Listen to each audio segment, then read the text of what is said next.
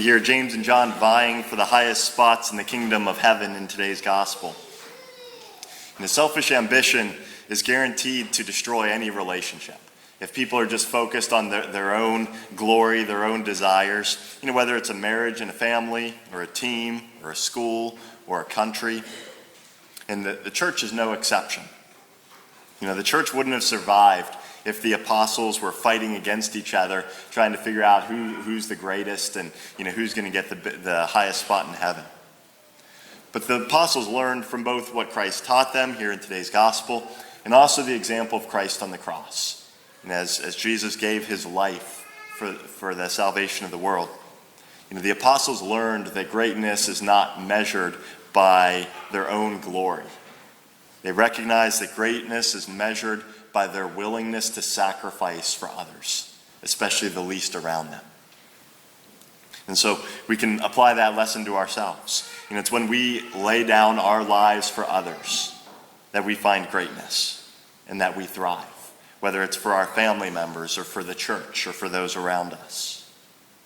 And a good question for us to reflect upon is, how are we being called to lay down our lives for those around us? What are we being called to sacrifice? In what ways are we called to serve those who are around us, whether it's our family members or neighbors or co-workers? Jesus tells the apostles that the seats at his right and his left are already prepared for others. So I was thinking, who are those spots actually prepared for? Who gets those spots?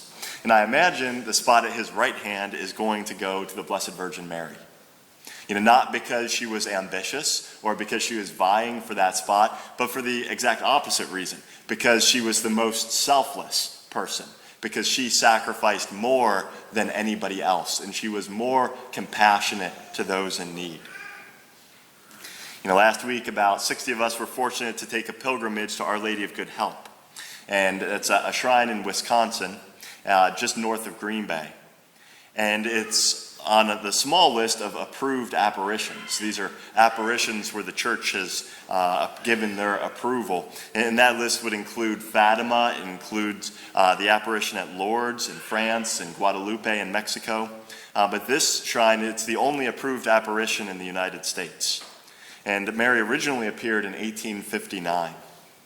But 12 years later, the most devastating fire in the history of the United States tore through the area. It covered 1.2 million acres, and over 1,200 people died in that fire.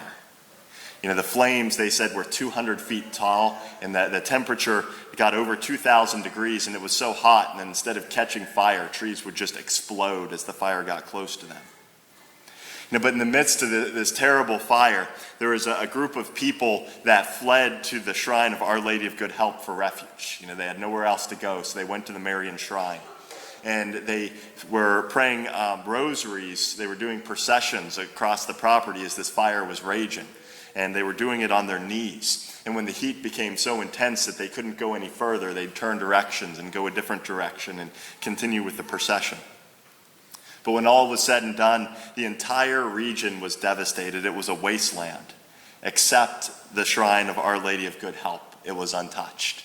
It was like an oasis in the midst of the ruins.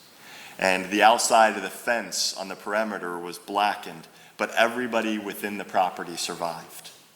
And so the Mass we went to last week was the 150th anniversary of this fire. It's a shame that we don't learn this in our history classes in school, because it's a pretty important part of U.S. history when Our Lady appears, and protects people from the greatest fire. But it's good history for all of us to know. But as I said earlier, Mary is the Queen of Heaven not because of her own ambition, but because of her love and her concern for the least. And as those people were gathered in prayer, praying that in the rosary as the flames surrounded them, you have to imagine some of them were doing it out of desperation or fear. And others were probably there with great trust, knowing that Our Lady would protect them. But the reality is, she heard their prayers and she answered them. She reached down from heaven to protect them from this fire. And she'll do the same thing for us if we cry out to her and turn to her with trust. in the midst of the fires that are surrounding us and the attacks of the enemy, the temptations that we face every day, the struggles that we face in our families and in our lives. Our Lady is not going to turn away from us when we reach out to her in our need. What she is going to do is she's going to hear our prayers, and she's going to lead us to her Son, who, as we hear in the gospel, became a slave to all and gave his life as a ransom for many. Too often people turn to selfish ambition in the search for happiness. They think that if they can just get enough money, or if they can just get a bigger home, or a fancier vacations, or if they can just get the next promotion at work, or if they can just get political power, that they're going to find happiness. They go after all of these things. But what we really desire is selfless love. And that's what we find when we turn to Jesus and Mary and we seek their friendship. Who wouldn't want to be friends with the most selfless and the most merciful people to ever walk on the face of the earth? The reality is, when we find friendship with Jesus and Mary, we won't need anything else. All of our desires will be fulfilled, and we'll find peace and we'll find happiness. And so as we reflect upon today's gospel, we pray that we might not seek our own ambitions, but we might seek to serve others, to be servants to those around us, and that we might seek friendship with Jesus and Mary, knowing that they're the most selfless and the most merciful people that we will ever encounter. And when we find friendship with them, we find what we truly desire.